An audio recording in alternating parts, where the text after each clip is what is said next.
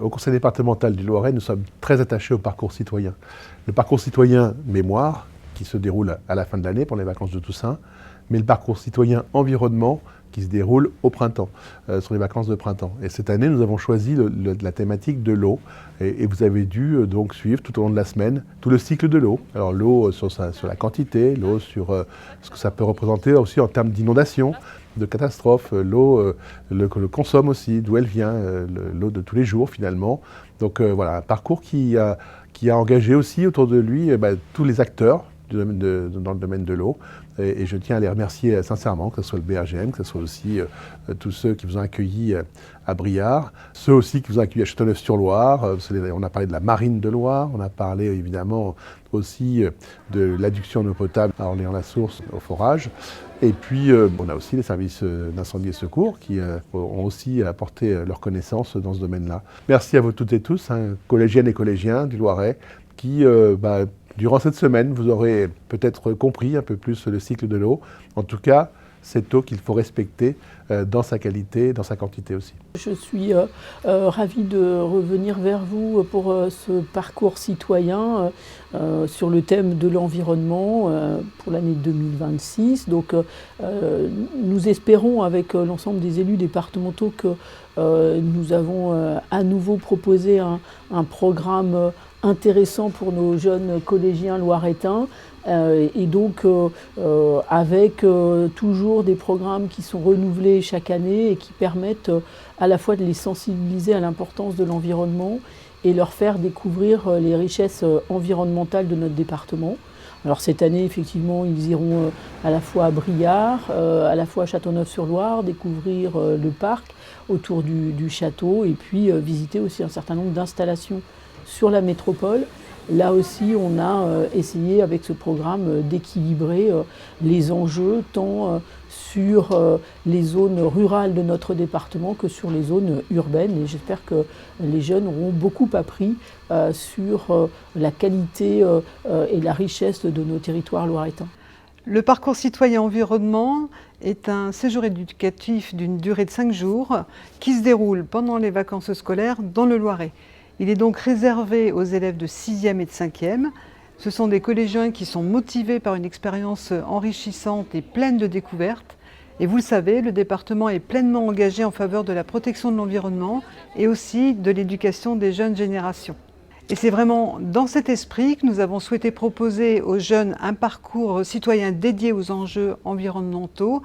Et cette année, nous avons souhaité aller encore plus loin en donnant une coloration toute particulière autour du thème de l'eau. Un thème qui résonne tout particulièrement avec notre territoire, avec la Loire, bien sûr, les canaux et nos espaces naturels sensibles. Alors à travers ce parcours, les collégiens ont l'opportunité de comprendre les défis qui sont liés à la préservation de la ressource en eau et surtout d'adopter des gestes concrets et responsables au quotidien. Alors tout ça se passe en participant à des activités éducatives mais aussi ludiques qui sont conçues pour éveiller leur curiosité mais aussi développer leur sensibilité et bien évidemment renforcer leur engagement citoyen. Vous l'avez compris, ils apprennent tout en s'amusant avec des activités en lien avec la nature et ce séjour se déroule toujours dans la convivialité, la bonne humeur, la joie et c'est aussi toujours l'occasion de se faire de nouveaux copains. C'est le printemps, oui. C'est le parcours citoyen environnement. Jour numéro 1, on fait de la cuisine. Faire fondre le chocolat au bain-marie, c'est ce qu'on est en train de faire. Après, on va mélanger les haricots, sucre, œuf. Moi, je fais des smoothies. Bon, aujourd'hui, on est un groupe d'atelier cuisine avec des collègues et on fait, il y a smoothie, brownie au haricots rouges et cookies cornflakes. Donc ils vont casser les œufs, ils ont des recettes. On a donc fait un atelier culinaire pour faire découvrir aux enfants un peu de façon différente de faire des gâteaux, pour qu'ils puissent manger un peu plus de fruits aussi et puis on leur apporter un peu plus de protéines, notamment via les flocons d'avoine et les haricots rouges. Déjà, il me faudrait 230 g de beurre. Qui c'est qui s'y met? Moi. Eh bien, viens, jeune homme. Regarde, t'arrives à 230 g. Tes mains sont propres? Bah oui. On commence tôt en fait le matin, on commence à 6h le matin. Donc c'est pour ça qu'on a le temps, il faut que tout soit prêt pour 11h30 pour se réveiller. Et puis c'est une autre alternative, c'est une autre façon de manger ici, dès qu'on va arriver à... T'en manque encore un petit peu. Vas-y. Parfait. Encore un chouïa. Un chouïa. Il faut que vous en fassiez 40.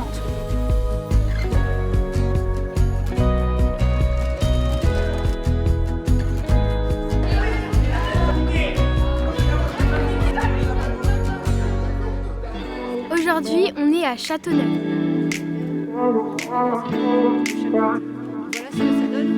Là, les portes sont ouvertes. Sur une écluse, en général, il y a une des deux portes qui est ouverte, l'autre qui est fermée. On peut ouvrir les portes. Et là, après le bateau, il va passer. Alors là, il n'y a pas de bateau parce qu'on est en crue. Et ce qu'on va faire pour faire passer la crue, du coup, c'est baisser le clapet. Tac. Mais ça a pris beaucoup de temps et en fait, ce canal, il a été terminé seulement au début du XXe siècle.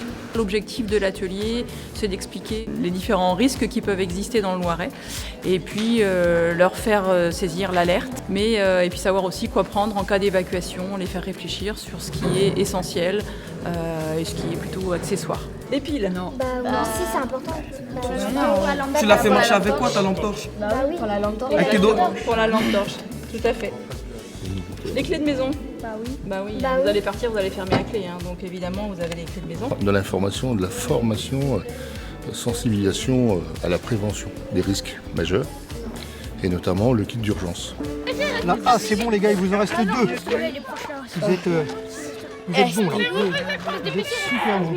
Alors là c'est une course d'orientation orientée nature avec un quiz où ils doivent répondre à des questions, résoudre des énigmes sur la nature et sur le thème de l'eau. Attends, ils se demandent quoi? 50 fois 60. 50 fois 60? Non, 150. Non, ils ne demandent pas ça. Oui, le but c'est de les faire courir, c'est de mélanger sport et connaissance et pédagogie. Et ça marche bien, on les fatigue bien aujourd'hui. Attends, regarde si c'est la haie. Oui, c'est la haie. Ok, ça c'est la mare et ça c'est un marais. Quel est le plus gros poste de consommation d'eau à la maison? La douche, les WC, le lave-linge ou la cuisine? Pour atteindre la moitié de sa hauteur, il faut... Nappe souterraine. Ah ouais, nappe souterraine. Non, là, il faut changer là, c'est nappe souterraine. Ah oui, mais oui, attends. Bah oui, alors. Bah oui. Donc là, on se retrouve, au moment de la vidéo, on se retrouve à l'arrière du bateau. Grâce à la corde et l'ancre, le bateau va pouvoir avancer. Une voile de quelle forme? Une voile rectangulaire. Donc pour construire les châteaux, les cathédrales, les églises, etc., eh bien les pierres, on ne les trouvait pas forcément sur place, il fallait les chercher et bien les transporter par bateau.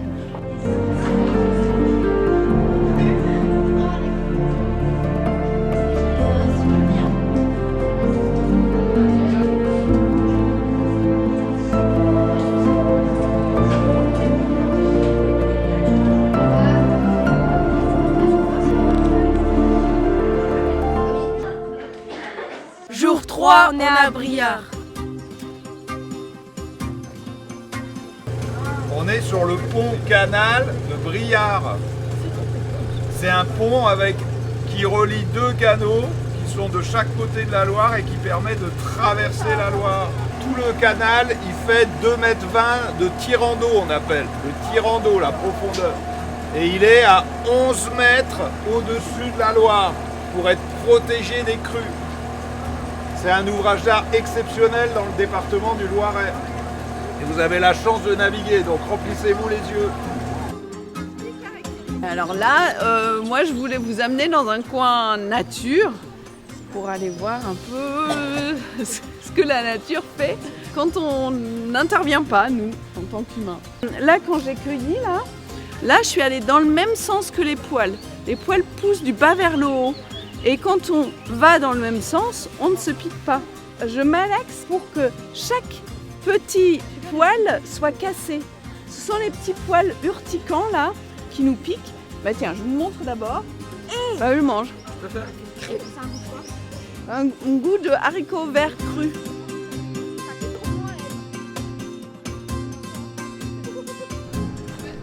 Ah ouais. Donc la compagnie Eiffel sur le pont canal de Briare n'a fait que la partie maçonnerie. Donc, le marinier, quand il ne pouvait pas s'offrir les services d'un animal ni d'un haleur qu'il payait, comment est-ce qu'on faisait? Il le faisait lui-même, oui. C'était le marinier qui tirait le bateau.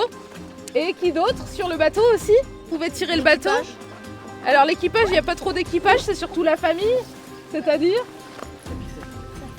sa femme, ses enfants et ses enfants. C'est le génie civil français qui fait sauter 2 travées du pont Canal en juin 1940 pour freiner l'avancée des Allemands. Hein? Ce sont donc les Français qui ont cassé leur propre pont. Jour 4, aujourd'hui on s'intéresse au cycle de l'eau.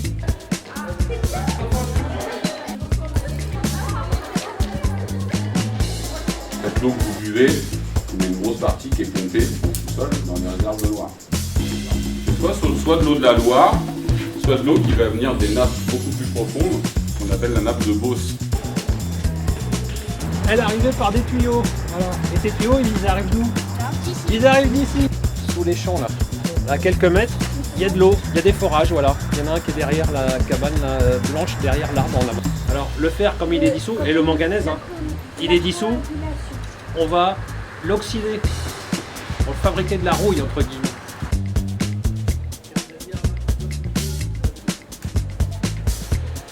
Les jeunes ont vu ce matin le système d'approvisionnement en eau et le traitement de potabilisation pour la métropole. Cet après-midi, ils ont pu bénéficier de la visite de la station d'épuration qui s'occupe du traitement des eaux usées, avec un focus sur l'initiative d'Orléans Métropole pour la réutilisation des eaux usées traitées qui permettent désormais d'arroser le parc floral à Orléans. Le Loiret est alimenté grâce aux bras souterrains de la Loire. Le parc floral pompait avant 2023 à peu près 100 000 m3 d'eau dans le Loiret. Aujourd'hui, tout ce volume-là est fourni par la station d'épuration.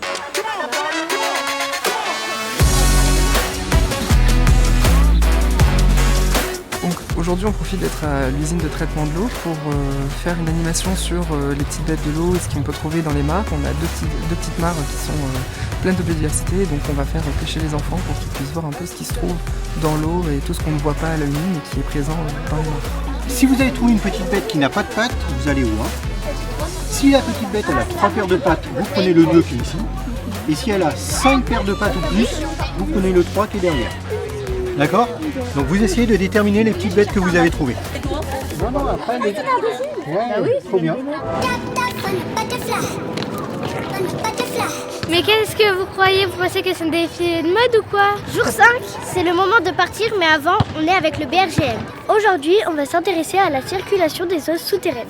Ce matin, on a découvert les eaux souterraines grâce à des maquettes hydrogéologiques qui permettent de voir ce qu'on ne voit jamais, c'est-à-dire comment bouge l'eau souterraine, d'où elle vient, où elle va.